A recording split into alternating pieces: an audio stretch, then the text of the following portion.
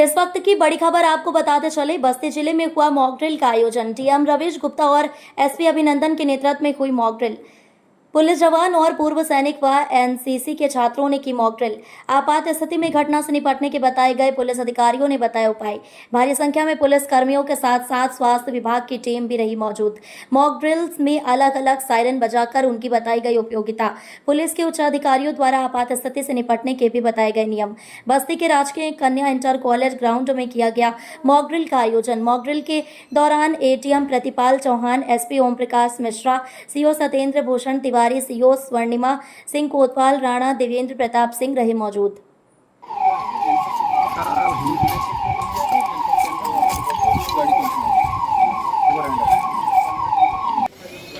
घायलों को ले जाया जा रहा है।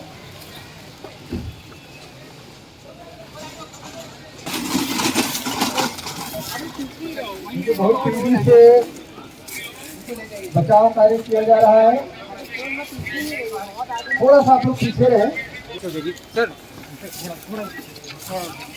पीछे रहे थोड़ा सा पीछे।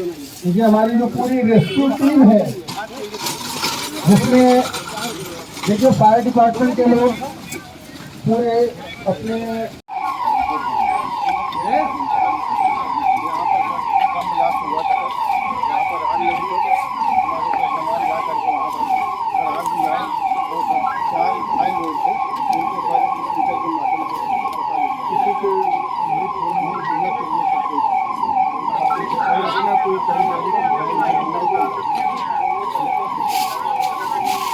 जैसे बॉर्डर पे जो वहाँ पे खंडक बने हुए हैं जैसे कवर यहाँ पे जो जैसा अभी डिस्कशन हो रहा था, मेनली एयर रेड के चांस में सैबोटाज के चांसेस ज़्यादा।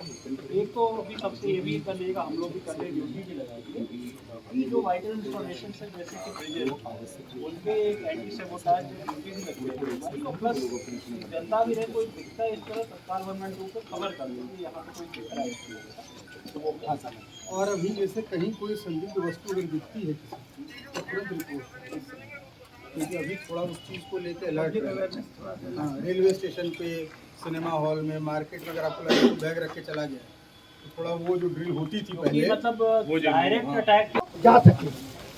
इससे इतर जो अन्य हमारे डिफेंस की टीमें हैं, हो सकता है उस दौरान कुछ लोग और भी जो पहले से डिप्लॉय किए गए हों, जो टेररिस्ट एक्टिविटीज में हों, तो शत्रुओं से मिले हों, तो वहाँ आकर अटैक न करने पाए। इसीलिए हमारा कुछ आर्म्स कंपोनेंट भी बाहर से उसको कवर अप किया रहता है। तो मोटा मोटी ये चीज़ें हैं। जो फायर ब्रिगेड के लोग हैं, अभी जैसे ही यहाँ अलार्मिंग की सिचुएशन आएगा आप जाओगे, उसके अलावा जो आपकी रेस्क्यू वाली टीम है वो जाएगी। बाकी लोग जो लोगों से थोड़ा सा वो करके कि इसको खाली कराने की, जो जहाँ है अफरा तफरी की स्थिति न रहे, बल्कि सुरक्षित तरीके से लोग आड़ लेकर के वहाँ हो जाए, ये अपना ड्रिल होता है। सायरन्स बजाए जा रहे हैं, बैंकों के सभी सायरन्स को टेस्ट कराया गया है, कंट्रोल रूम के माध्यम से लगातार अनाउंसमेंट कराया जा रहा है और सभी बॉर्डर्स 1 घंटे का और वाइटल इंस्टॉलेशन पे लगातार चेकिंग कराई। ठीक है।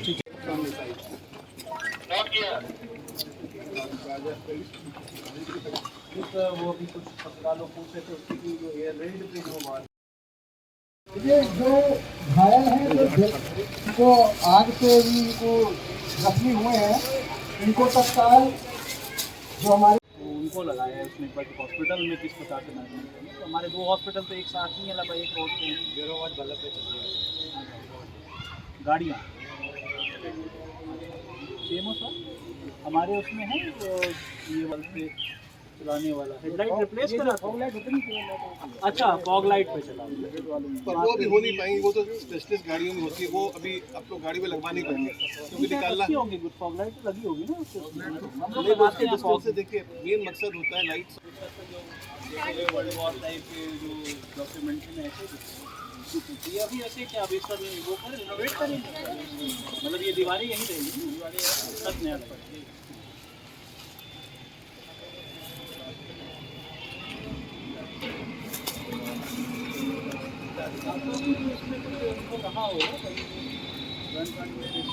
आप देख सकते हैं कि ऐसे मौक़ों पर जो हमारा रिस्पांस सिस्टम होता है वो ऑलरेडी मतलब एक ट्रिगर मैकेनिज़्म पे होता है। अगर गलत बात पे टीम रिस्पॉन्ड करगी तो हो सकता है सही जगह पे ना पहुंच पाए।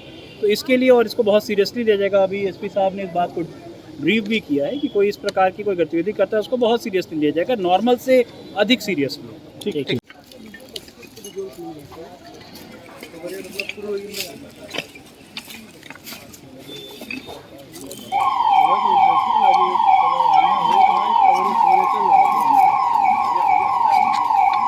मिलने पर रोल क्या होता है ये हम लोगों को पहले से जानकारी होनी चाहिए, इसलिए अभ्यास कराया जा रहा है। आज जो एक ऐसा स्टेटस किया गया है कि ये DDIC के लोगों ने क्या कार्रवाई की और इस समय क्या स्थिति है घायलों की, मजरूहों की, तो हम लोग चला गए। देखिए यहाँ पर एक ही आप लोगों ने धमाके की आवाज सुनी होगी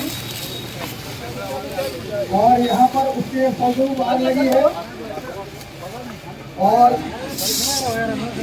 पहले रिस्पॉन्डर के रूप में फायर डिपार्टमेंट की टीम यहाँ पहुंची है।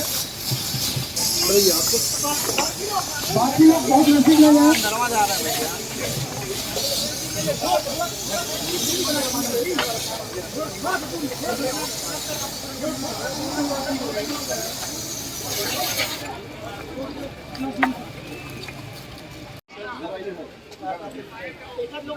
अब आप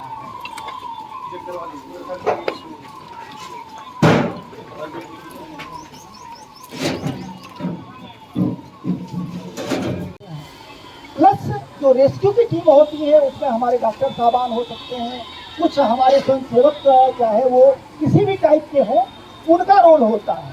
प्लस इसके अलावा एक मेडिकल टीम होती है। मेडिकल टीम सारे लोगों के अलग अलग रोल होते हैं, अंदर जाकर के इमीडिएट गाड़ियाँ लगा के पूरे शहर में इसको जब 5-8 बजे से ही करा दीजिएगा फिर ताकि 7 बजे जब या अभी भी करा दीजिएगा। ठीक है, आज ड्रिल है बट सतर्क रहें।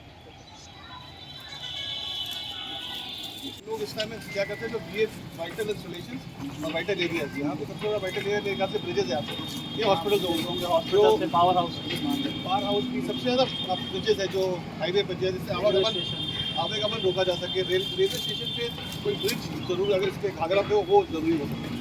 उसके अलावा यहाँ पर गोरखपुर में ज़्यादा है, यहाँ ऐसे कोई जो नेशनल लेवल पर फर्क पड़ सके वो केवल आपके कभी हमारा फर्स्ट डे में नहीं थी, आज ये होगा कि सब जगह को किया है। तो बेसिकली हमने अभी यही डिस्कस किया था वहाँ पे, एक तो यहाँ पर कि रेस्क्यू टाइप का एक ऑपरेशन करके और ग्रीन कॉरिडोर बना के हॉस्पिटल इवैक्यूएशन का हम प्रैक्टिस करें। आई थिंक ये एरिया शहर के बीच में है, मतलब गांधीनगर एरिया में, तो आई थिंक दैट पे मुफीद एरिया है इस चीज़ करने के लिए। और उसके बाद से किया गया अभ्यास किया गया है, क्या है, किस तरीके से प्रिकॉशन दिया गया है? ये आज यहाँ पर जो मॉक ड्रिल किया गया है वो अभी रिसेंटली हॉस्पिटल्स हो भी रही हैं और एक वैसे सर्कुलर भी हुआ है कि एक बार इसकी जो भी तैयारियां हैं उसको ज़मीन पर एक बार चला करके देखने के लिए किया गया है। उसी क्रम में यहाँ पर एक मतलब ब्लास्ट को सिमुलेट किया गया था। उसमें फिर ये हुआ था कि ब्लास्ट लगने पे जो हमारे रिस्पॉन्डिंग टीम्स हैं, जैसे अग्निशमन की टीम होती है, मेडिकल की टीम होती है, जो हमारे सुरक्षा बल हैं, जो पुलिस है और जो एनसीसी है हमारी, उन सबको एक साथ कोऑर्डिनेटेड तरीके से कार्रवाई करवाई गई। जैसा कि आपने देखा होगा, उसको कवर भी किया होगा।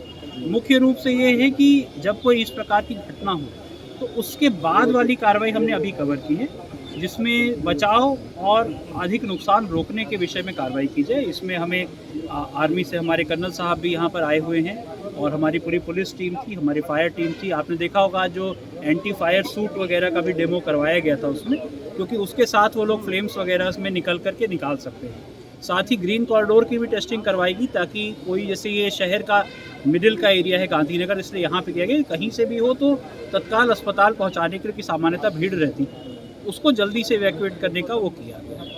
इसी के साथ शाम को एक मॉक ड्रिल की जाएगी जो कि ब्लैकआउट के विषय में की जाएगी, वो भी इसी क्षेत्र के आसपास कराया जाएगा। वो ये है कि अटैक से पहले की जो अभी आप पे से कुछ लोगों ने ये बात उठाई थी, तो इसमें ये होता है जैसे अटैक की एडवांस वार्निंग मिल जाती है तो एक उसका फिर सायरन साउंड कराया जाता है। उसके हिसाब से जो हमारी लोकल यहाँ पर गाड़ियाँ हैं पुलिस प्रशासन की, वो घूम घूम के अनाउंस करेंगी कि ब्लैकआउट कर लीजिए। उसके 5-10 मिनट के बाद हम सेंट्रली लाइट को डिसरप्ट कर देंगे। जो लोगों से अपेक्षा होगी हमारी, जो हमारे जो नागरिकगण हैं, जो व्यापारी बंधु हैं, अन्य जो व्यक्ति हैं, कि उसके बाद से लाइट बंद कर दे अपने घर में, अगर इन्वर्टर से सोलर से चल रही है उनको बंद कर दे। और इसमें मतलब यदि बहुत आवश्यक है कि हाँ बिल्कुल लाइट के बिना काम नहीं चल पा रहा है, तो अपनी खिड़कियों को हैवी कर्टन से या फिर मोटे कागज़ से, काले कागज़ से ढक ले।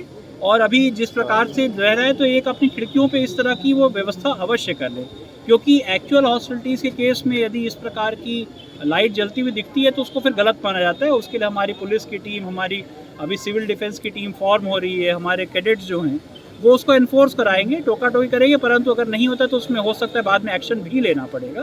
ठीक है सर, जैसे देश युद्ध की स्थिति से गुजर रहा है, इसमें आम नागरिक का कम्युनिकेशन आम नागरिक से कैसा हो, इस पर क्या आम कहेंगे? नागरिक से जैसा कि अभी डिस्कस भी हो रहा था कि डायरेक्ट हॉस्पिटल्स के साथ साथ एक वैसा भी होता है कि कोई अंदर भीतर घाती टाइप का भी हमला हो सकता है, तो सभी लोगों को उसके लिए सतर्क रहना चाहिए। कोई इस प्रकार की यदि कोई गतिविधि दिखती है तो उसे सीधे पुलिस कंट्रोल रूम के नंबर पे नोट कराया जाए, और हम लोग इस प्रकार के अपने ऑपरेशंस और इंटर ऑपरेबिलिटी पर आगे भी कार्रवाई करते रहेंगे और सिचुएशन पे नज़र रखेंगे। क्या इसके लिए कोई एक वो बनाया जाएगा कंट्रोल रूम?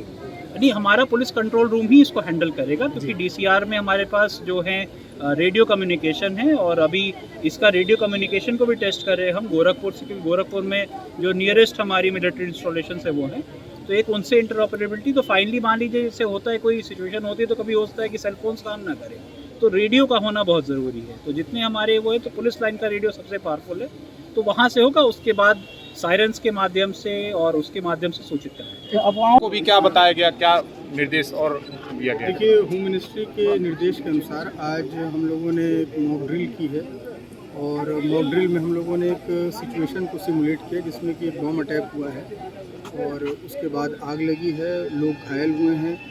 किस तरीके से हमारी जो फायर टीम जो है वहाँ पहुँचती है, लोगों को रेस्क्यू करती है, किस तरीके से सीन ऑफ क्राइम को घेरा जाता है, ग्रीन कॉरिडोर बना के पेशेंट्स को तुरंत अस्पताल पहुँचाया जाता है, फिर अस्पताल में डॉक्टर्स किस तरीके से तुरंत रिस्पॉन्ड करके उनका इलाज करते हैं ताकि जान माल का नुकसान कम से कम हो। और सभी एजेंसियां जो हैं, इंक्लूडिंग एनसीसी के जो हमारे जवान हैं, ये सभी लोग किस तरीके से कोऑर्डिनेटेड एक्शन करेंगे, इसके बारे में आज एक लाइव ड्रिल लोगों को दिखाई गई है। और सभी स्कूलों में, चाहे प्राइवेट हो सरकारी हो, सभी जगह बच्चों को भी सिखाया गया है कि किसी तरह की कोई आकस्मिकता की सिचुएशन होती है तो किस तरीके से वो बेंच के अंदर घुसेंगे, कोई सेफ प्लेस खोजेंगे, अपने सर को बचाएंगे। तो लोगों को अवेयर भी किया गया है, और तमाम तरीके के जो हमारे संगठन हैं, व्यापार मंडल हैं, मीडिया के बंधु हैं, सभी के माध्यम से लोगों तक अपील भी जारी कराई जा रही है कि लोग सजग रहें, कोई भी संदिग्ध वस्तु या व्यक्ति को देखें तो उससे अलर्ट हो जाएं, लोगों को इन्फॉर्म करें। तो एक तरीके से इस समय जो सिचुएशन चल रही है उसके हिसाब से लोग अलर्ट रहें, खुद भी अलर्ट रहें तथा दूसरों को भी अलर्ट करें, तथा एक जागरूक नागरिक का फर्ज निभाएं। और शाम में आज हम लोगों ने एक ब्लैकआउट की ड्रिल को वो किया है, प्लान किया है, जो लगभग समय हम लोग 7:30 पौने 8 बजे के आसपास का रखेंगे। लोगों से अपील यही रहेगी कि इस समय पूरा कोऑपरेट करें। ये एक लाइव एक तरीके से आपका वो होगा कि लोगों को फिज़िकली और मेंटली प्रिपेयर करने के लिए कि अगर कोई एयर स्ट्राइक होती है या कोई इस तरह की आकस्मिकता आती है तो लोग अपने जो है लाइट्स को बंद कर लें ताकि वो इजी टारगेट ना बने। और इसके लिए हम लोगों ने पूरी प्लानिंग कर रखी है। सेंट्रली जो पावर डिस्टर्ब करने की प्लानिंग कर सकती है, जो इमरजेंसी सर्विसेज हैं वो जनरेटर पर उस समय चलेंगी। और बाकी सभी पब्लिक से अनुरोध है कि वो किसी भी तरीके की कोई भी अनावश्यक लाइट उस समय नहीं। वीपी न्यूज़, खबर सिर्फ सच की।